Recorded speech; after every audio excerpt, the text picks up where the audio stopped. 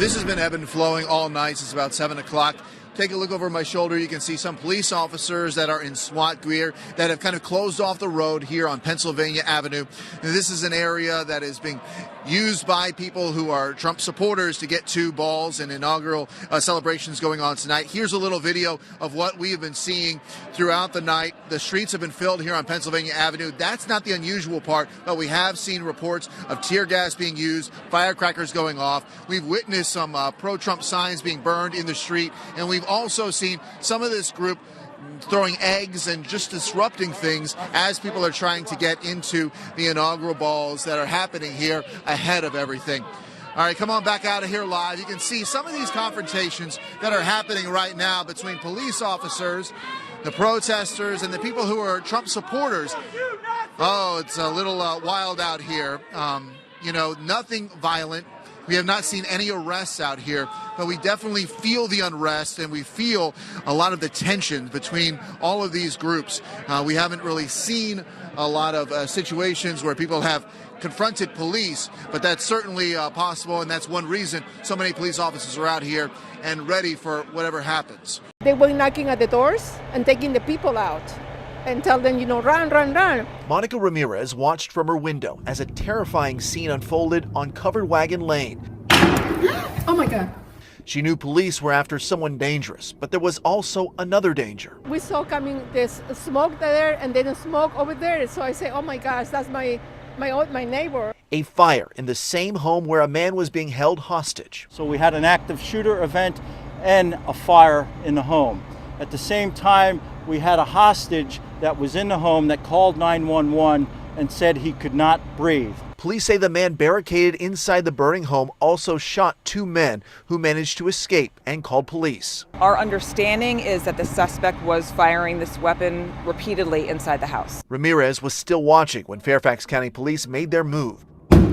Police say the shooting suspect came to the door with a knife and police fired. Officers say the man who held them at bay and set the home on fire was killed about an hour into the standoff. The fire was put out and the hostage treated for smoke inhalation. Police say in a challenging situation like this, there are plenty of people to praise. I'm real grateful to the community here that no one else was further harmed. The bravery of the men and women of the Fairfax County Police Department truly saved the lives of not only community members, but of the hostage that was in harm's way. No police officers or firefighters were hurt today, and the two brothers that were shot are expected to recover. Police are still working to determine why all this happened. Working for you in Fairfax County, Joe Dominguez. Senate Democrats will be up all night debating the DeVos appointment. That's ahead of a vote that's scheduled for noon here at the Capitol on whether or not she will become the Secretary of Education. But all of this effort happening tonight got kicked off with a rally that drew hundreds. Educators across the nation, including D.C. special education teacher Catherine Chesterton, say their message is clear. I am here today to add my voice to the millions of educators, parents, students, and community members who stand opposed to Betsy DeVos's confirmation as Secretary of Education. I have received tens of thousands of letters and phone calls from my constituents. This is a crowd that could speak for the many across the U.S., contacting their senators, pleading with them to block the confirmation of Betsy DeVos as Secretary of Education.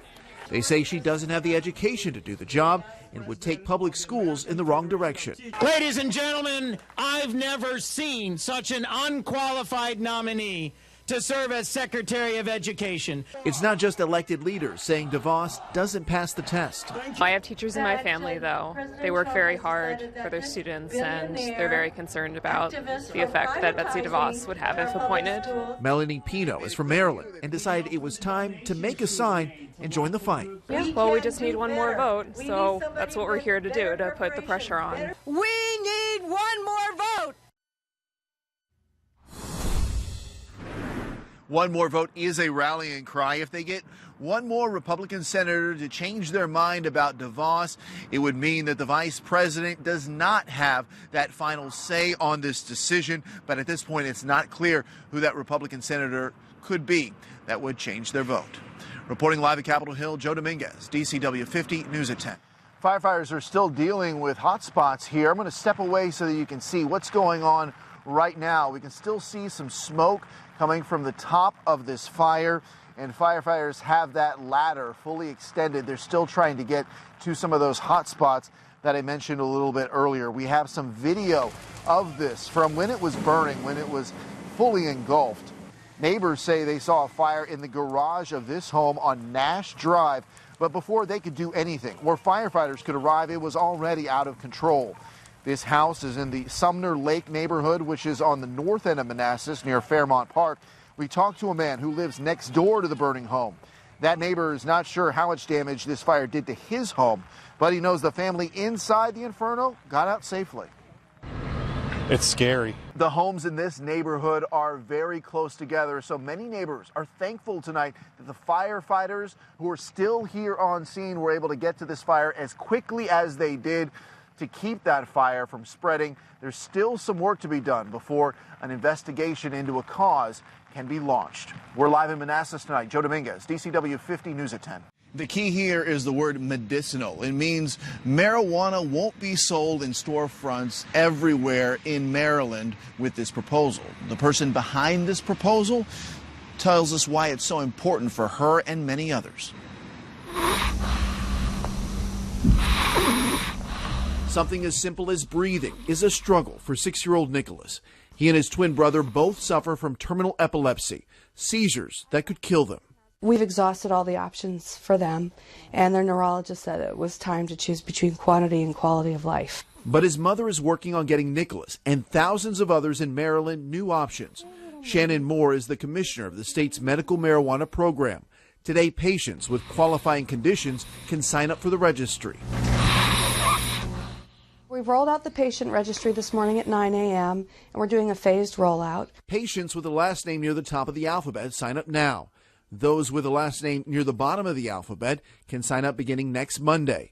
It's part of a very regulated program for both patients and businesses. We're bringing a black market into the light, and so in order to do that, we have to have complete transparency, and I think that's very important. There we go, buddy. The future isn't as clear for the Moores. When I got the notification that my children had gotten their registration numbers, I cried. It's been a long battle. But Shannon believes things will get better once medical marijuana is an option for families that have had to leave the state to get help. We want to bring those people home. That's our goal, is to have people be able to get that access to the medicine that they need here in Maryland. If you're considering medicinal marijuana, talk to your doctor about it. As for the state, marijuana should be available sometime this summer. Live in Bethesda tonight, Joe Dominguez, DCW 50 News at 10. You can barely tell that there is a townhome behind me over my shoulder. Firefighters say that a very simple act probably helped save lives here. Shutting a bedroom door before bed helped give fire victims time to come up with a plan on what to do, and also helped warn them that the fire was raging on the other side of the door. Almost 12 hours after a fire tore through a townhome complex on Oriole Lane, there is still a lot of work to be done. All the rubble is on top of all the coils and stuff, so it may start a whole new fire and everything. Troy Lipscomb calls the unit home, but was not home around 4:45 when the fire was reported.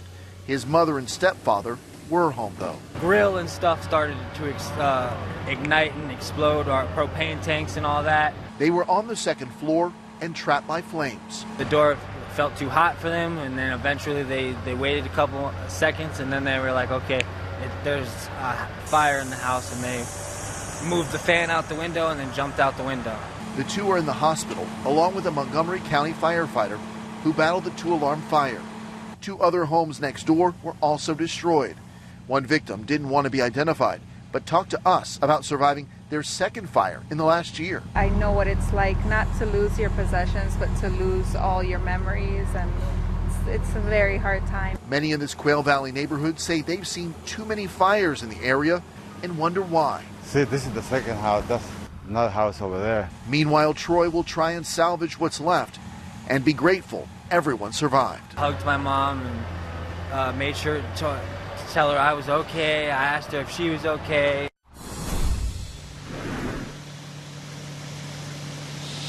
And we're being told a medical condition sent that firefighter to the hospital today. All 3 are expected to survive. A cause for the fire is under investigation right now.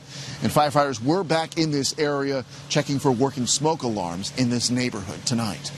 We're live in Gaithersburg. Joe Dominguez, DCW 50 News at 10. You can see it pretty clearly here in Anne Arundel County near Old Generals Highway. I'm standing right here in a spot that if you saw me here at 7 o'clock, the water would have come up past my knees. That's how much the water has receded and how much the floodwater has been a problem here already, even without Hurricane Florence reaching us yet. The Lord and Taylor building was the reunion spot for many of those families involved in all of this tonight. When they got the call for help just before 12:30 this afternoon, police say the caller did not say it was an active armed robbery. And that was at the jewelry store just on the corner over there. And you can see it's still a good 50 yards away from where we are right now. Live again, you can see those fans jumping up and down.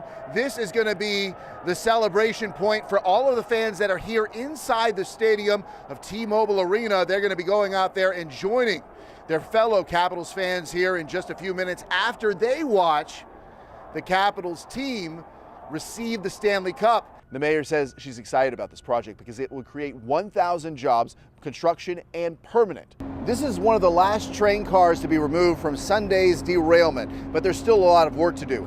Getting a seat on this train going into and leaving work was hard to do. We'll show you just how crowded things were.